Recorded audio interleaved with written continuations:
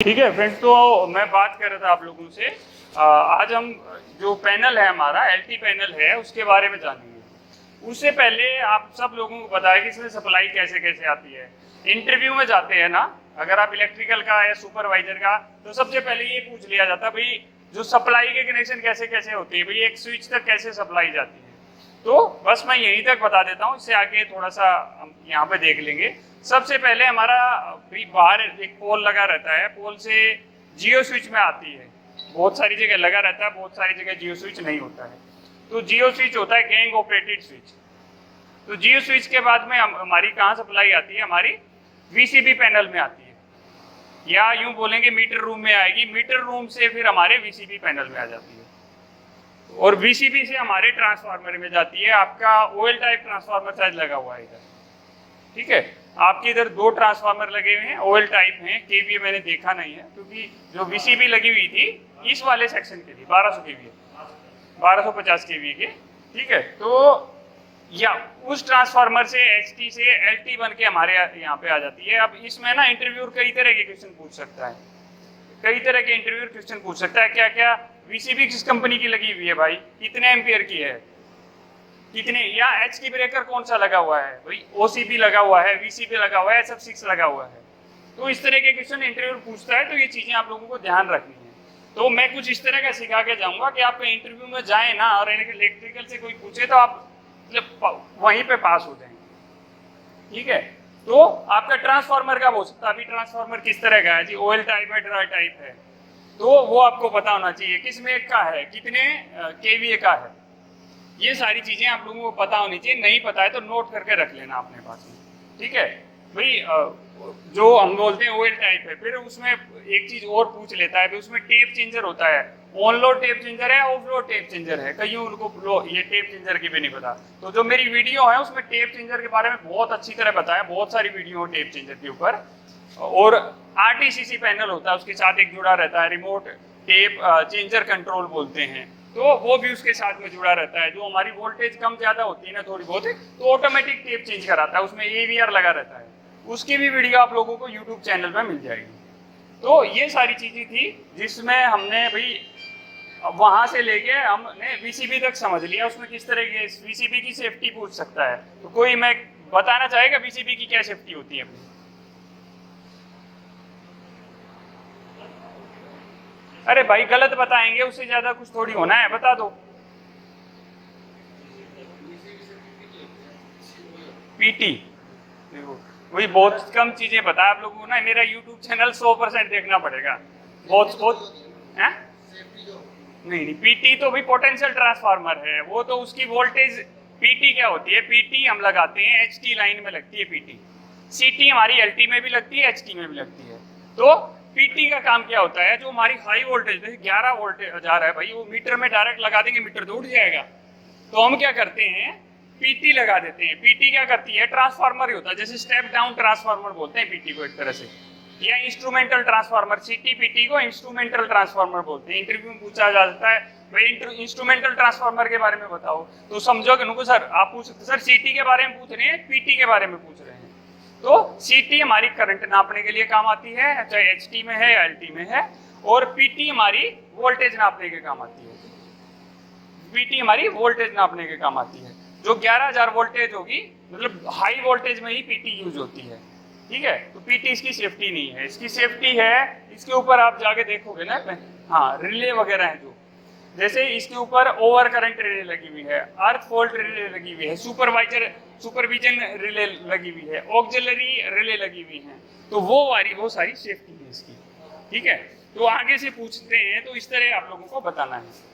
इसके बाद में और थोड़ा सा आगे चल पड़ते हैं, इसके बाद में और थोड़ा सा आगे चल पड़ते हैं कि भाई इसमें और क्या क्या है। इसमें एक वो अनाउंसेटर पैनल लगा हुआ है। अनाउंसेटर पैनल किस लिए लगाते हैं, इसमें एक अनाउंसेटर पैनल देखो, वो लाल लाल सा इधर लगा हुआ है, जिसमें वो, हाँ, तो वो इंडिकेशन के लिए होता है। उसके बारे में भी कोई पूछ सकता है। सुपरविजन रिले क्यों लगाते हैं, वो पूछ सकता है। तो बहुत तरह के क्वेश्चन होते हैं। ये सारे क्वेश्चन के आपके आंसर अपने यूट्यूब चैनल पर आप लोगों को मिल जाएंगे। अभी हम बात कर रहे थे कि मेरी ट्रांसफार्मर से मेरी इस पैनल में आ गई है, तो पीछे आप केबल देख रहे हैं, उनके थ्रू हमारे इसमें आ गई। अभी क्या कर रखा है ना, देखो आप लोगों को कलर कोडिंग के लिए ये दिखाया गया है, ये ब्लू सा कर दिया है, ये रेड कर दिया है। रेड का मतलब है ट्रांसफार्मर, इधर भी रेड ट्रांसफार्मर है, उधर भी जो रेड है वो ट्रांसफार्मर है। और जो हमारा ब्लू वाला है, ब्लू वाला कलर दिया गया है हमारे डीजी के लिए, डीजल जनरेटर के लिए। आ जाओ नजदीक आ जाओ। ब्लू वाला हमारा दिया गया है डीजल जनरेटर के लिए। तो सबसे पहले हमारी सप्लाई ये ट्रांसफार्मर 2 के लिए है और दूसरा वाला 1 के लिए। तो इसी पे बात कर लेते हैं। ये हमारा एम्पियर मीटर है, खाली हमारा एम्पियर मीटर, इसमें खाली एम्पियर आता है। ये आपका वोल्टेज मीटर है, ये एम्पियर मीटर है, ठीक है। तो इसमें हमारी वोल्टेज दिखाया गया। एक मल्टी फंक्शन मीटर भी होता है जिसमें वोल्टेज फ्रीक्वेंसी सारी चीज एक ही मीटर में आ जाती है। केडब्ल्यूएस सबको आ जाता है, ये केडब्ल्यूएस मीटर है। ठीक है, अभी कोई पूछता है भाई इसमें या इस वाले में जो रीडिंग आ रही है कैसे आती है, कैसे आती है इसके अंदर रीडिंग? इसमें कोई पीटी से नहीं जाएगी, पीटी सिर्फ लगेगी हमारी एचटी लाइन में। हाँ, इसके अंदर जो आपकी एम्पियर है, सीटी कहाँ लगी हुई है? सीटी हमारी, हाँ सीटी हमारी बस बार में लगी। सीटी में से कितने तार निकलते हैं? हाँ? 3 कौन से? सीटी सीटी कौन से, क्या आप नाम होते हैं?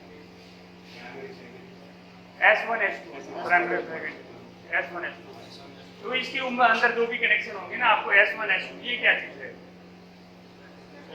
सेलेक्टर स्विच है। इसके कनेक्शन आते हैं आप लोगों को करने के लिए। पहले कोई बोलता है भाई किसी चीज के मोटर के कनेक्शन करने हैं ऑटो मैनुअल के लिए, तो ये सेलेक्टर स्विच है। इससे हम क्या करेंगे भाई, इसका एम्पियर के लिए RY YB, इसी तरह ये इधर आ गया वोल्टेज के लिए, तीनों के लिए। ये हमारे इधर इंडिकेशन लगे हुए हैं। ये हमारा ऑन का है, ऑन का मतलब है इसी भी ऑन है हमारा। हम बंद कर देंगे यहाँ से, ये वाला इंडिकेटर जल जाएगा, ये बंद हो जाएगा, ठीक है। इसमें कोई फॉल्ट आ गया, ट्रिप वाला जल जाएगा अपना।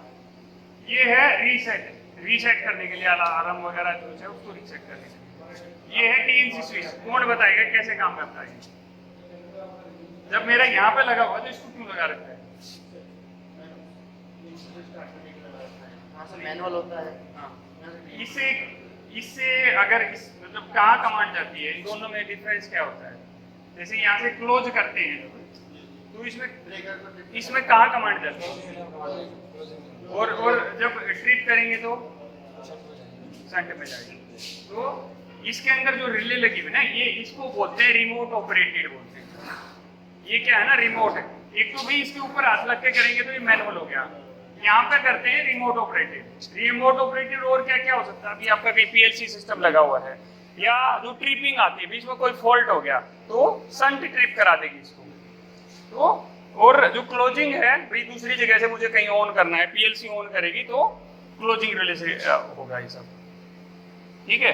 तो ये हमारा TNC स्विच है, ट्रिप न्यूट्रल क्लोज। ये हमारा एयर सर्किट ब्रेकर है। किस तरह एयर सर्किट ब्रेकर कितनी तरह के होते हैं?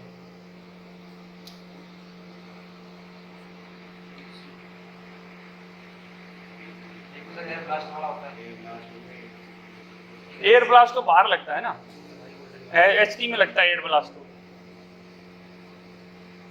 ये वाले एयर सर्किट ब्रेकर कितने?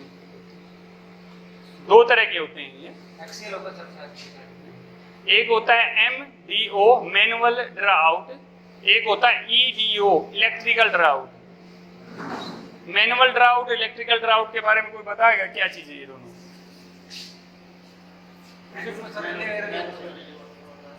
मैनुअल में है, मैनुअल का मतलब भाई हाथ से चार्ज करना पड़ेगा, उसके अंदर चार्जिंग मोटर नहीं होगी मैनुअल के अंदर। बट इलेक्ट्रिकल है, उसके अंदर चार्जिंग मोटर होगी हमारी, ठीक है। ये इसको क्या बोलते हैं? ये तो लगाए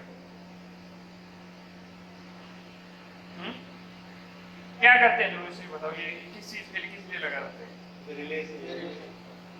इससे ना इसकी सेटिंग है वही, तो इसकी सारी सेटिंग्स है इसके अंदर। जैसे भाई ये वाला ब्रेकर हमारा कितने एम्पियर का है? 2000 एम्पियर का है। एक को छोड़ दो, एक को ही ध्यान रखो। इधर लेके आ जाओ थोड़ा। ये हमारा 2000 एम्पियर का ब्रेकर है, ठीक है। ये लिखा हुआ है कहाँ पे, ये लिखा हुआ है इधर इसमें 2000 एम्पियर, ठीक है। बाकी चीजें ठीक है, बहुत सारी होती हैं, अब सारी चीजों के बारे में बात नहीं करेंगे। ये है हमारा जो इसकी ऑक्सिलरी मतलब जो इसमें सेटिंग करनी है, जैसे 2000 का एम्पियर है, मेरे 1000 ही लोड चलता है, तो यहाँ से कर सकते हैं। बाकी करंट कितना करंट आए, कितनी देर में ट्रिप हो जाए, वो सारी सेटिंग यहाँ से होती है। ये डायरेक्ट ऑफ और ऑन करने के लिए हो गया हमारे, कि यहाँ से हमें अगर मेरी संट रिले कोई पूछ लेता है इंटरव्यू में, अभी तेरी संट रिले खराब है कैसे ऑन करेगा, तो हम यहाँ से डायरेक्ट ऑन करेंगे, आराम से हो जाएगा, कोई दिक्कत नहीं है। अगर यू उसमें आपकी यूवी में प्रॉब्लम है तो ऑन नहीं होगा, ठीक है। ये भी इंडिकेशन है, ऑफ का इंडिकेशन है, यहीं पे ऑन का इंडिकेशन आता है। ये है स्प्रिंग चार्ज और डिस्चार्ज का इंडिकेशन आता है। ये लगी हुई है, ये भी इसमें इलेक्ट्रिकल चार्ज जो मोटर है उसका इसमें शो कर रखा है कि ये 240 वोल्ट पे ऑपरेटेड है इसकी जो मोटर है। ये इसमें रिले लगी हुई है, यूवी लगी हुई है, अंडर वोल्टेज 415 पे ऑपरेटेड है। ये क्लोजिंग रिले लगी हुई है, ये भी मतलब सिंगल फेज पे ऑपरेटेड है, हाँ 240। और हमारी संट है वो भी सिंगल फेज पे ऑपरेटेड है। तो ये सारी चीजें हैं, इसको बाहर निकालने के लिए बंद क्या होना चाहिए, मतलब ये ब्रेकर हमारा बंद होना चाहिए, तभी इसको हम बाहर निकाल सकते हैं। उसके लिए यहाँ पर ये हैंडल निकाल के इसको इधर करके फिर इसको बाहर निकालना पड़ता है। ये देखिए इसमें 3 मोड हैं, कनेक्टेड है, टेस्ट है और डिसकनेक्टेड है। कनेक्टेड का मतलब ये भी कनेक्टेड है, ये देखिए इसमें सुई सी होगी, ये देखो वाइट वाइट है ऊपर है। जब ये टेस्ट मोड पे आएगा तो ये नीचे की तरफ आ जाएगा, और डिसकनेक्टेड में डिसकनेक्टेड कर देगा। ये दोनों चीजें ये किस लिए लगाते हैं, कोई बताएगा?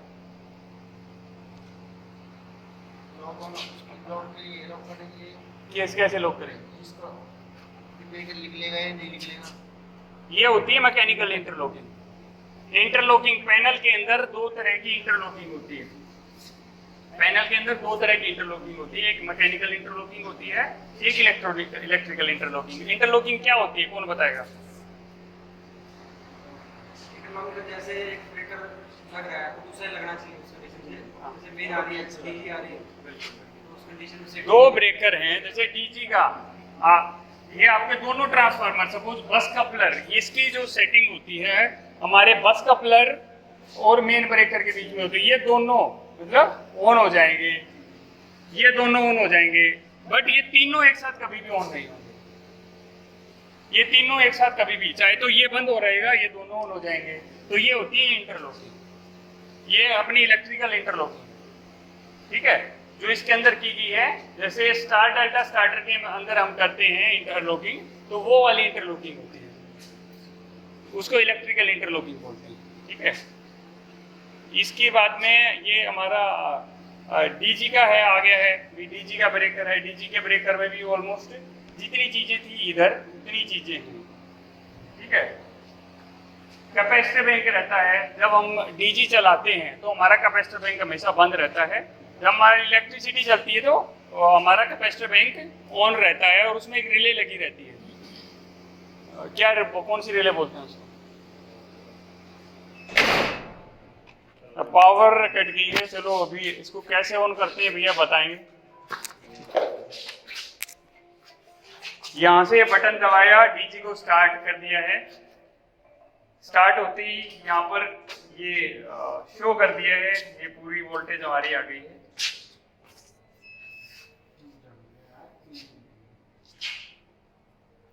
टीएनसी से उसको ऑन कर देंगे, क्लोज कर दिया है, ब्रेकर ऑन हो गया है।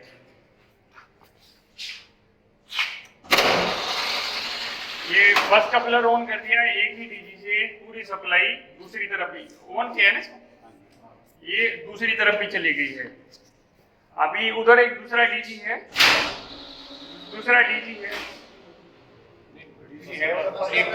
एक फीट पूरा चलेगा। उधर बस कपलर है, बस कपलर ऑन कर दिया गया है, तो पूरा पैनल चार्ज हो गया।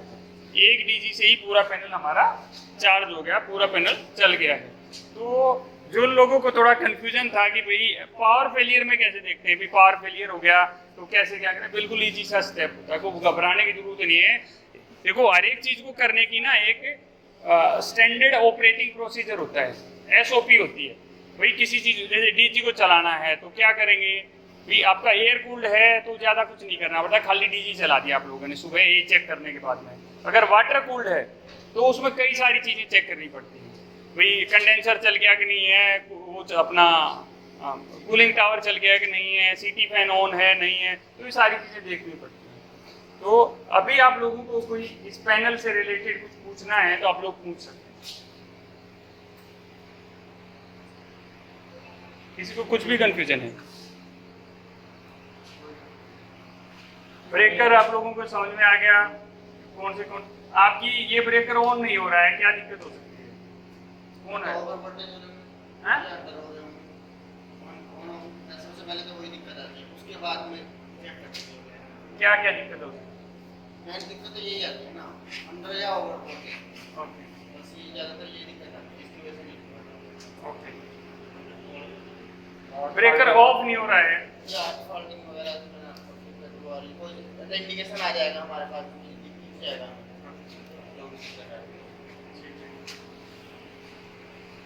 तो ये क्यों लगा रखा है, क्या फैन रहता है, क्या करता है, क्या करेगा?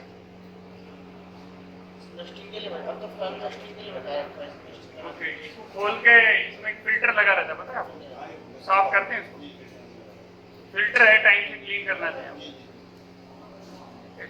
तो ठीक है फ्रेंड्स, थैंक यू। एक यार ग्रुप फोटो अभी है नहीं गए हैं तो जो जो हैं अभी उनके साथ करते हैं।